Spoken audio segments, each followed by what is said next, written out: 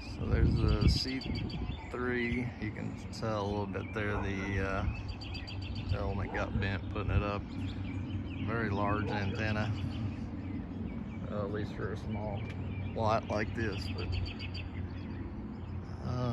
just went up one section of the tower. I put a Cushcraft 6-meter beam on top, and when we got it up there, the SWR is completely junk. So pretty much everything Cushcraft I've had has been complete and utter garbage eventually, but it is what it is, I guess.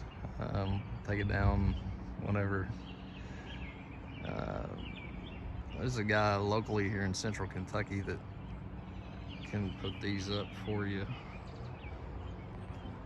I didn't put a standoff arm there. I just made out of PVC and two pulleys on the end. And one here goes to the delta loop that goes to that pole, and then down. There's a pole down there, and then it comes right back up. That pulley right there is, it's got a end-fed half wave on it that goes up and out this way and then left. It's not very high. I'm gonna try to monkey with it a little bit, but it's an NVIS antenna. The 40-meter delta loop with two ends higher and one end low is, I guess it's like a sloping delta loop. But anyway, the plan is to get probably take this end-fed halfway down and put a like a cage dipole for 80,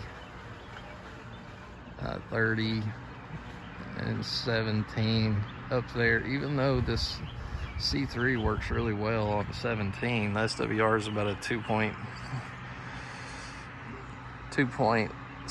2.8, something like that, which I figured it would be according to the manual. But the boom 18 feet long, the longest element's like 36 feet. So imagine trying to bring this thing up basically the side of this house here, because I made a huge mistake putting this tower here. I should have put it, out in the back or something. But anytime you're trying to pull a large antenna up like this, it's a pain in the ass. Because you see what happens here, the weight and everything gets. You can run like a tram line, right?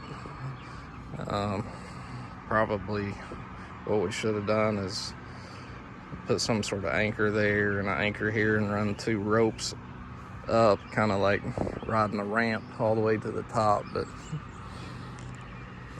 hindsight's 2020, right?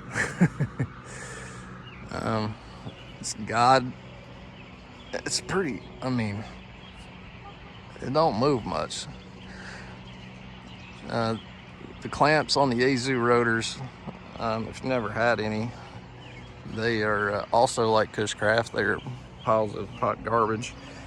They're basically made out of cast aluminum, right? So they're the clamps that go on the mast pipe are due to the what the manual says, right? For spec, it's just snug them and then pin it, which is a bolt through the middle. So I had it that way with the Mosley, and then we had a high wind, and basically it just cracked the mast clamp. So I ordered new ones. This one here, he didn't even get it to snug. It wasn't even, so there's like a spring washer, and the spring washer wasn't even flat yet, and it cracked the whole damn mast plate or the clamp. So if you're going to put up big antennas, I would not go with a Yazoo, at least a 1800 series. I think the control boxes are all right. They got a good, interesting concept. They, go 400 and some degrees, but I've contacted them, and for years they've been asked to make those steel clamps, but they keep getting refused at Yazoo. So probably get like a ham for or maybe a tail twister or something like that to put up there, but it's kind of the start of it. This pole I took down, it was fraying really bad, and I painted what I could, but they say you can, and I've noticed you can take these and just spray paint them. Don't sand them or anything, but spray paint them really thick. And I've got a couple stainless eye bolts there. That way I can, you know, hoist antennas up and down. But as you can see, the deck's in horrible shape, like rotten and everything. So new deck is on the horizon here. It's gonna be a lot of money, but what do you do, right? I didn't want this to be a permanent thing. That's why I didn't go higher. And I didn't use a lot of steel where I should have. But, you know, one day, hopefully, I'd like to move out, you know, at least an acre of property, and taking all this crap back down is going to be a chore, but a bigger chore if you know, have a taller tower. And if I you know, had a taller tower, it wouldn't be 25, it would be 45, 55 probably. So tilting would be good, but not totally necessary. But yeah, that's that, guys.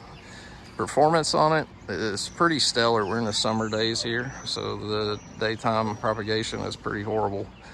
And the gray line mornings and nights, it does very well. Anyway, that's a shot of that, and I'll let you know how it does, probably on the air here soon. See you guys.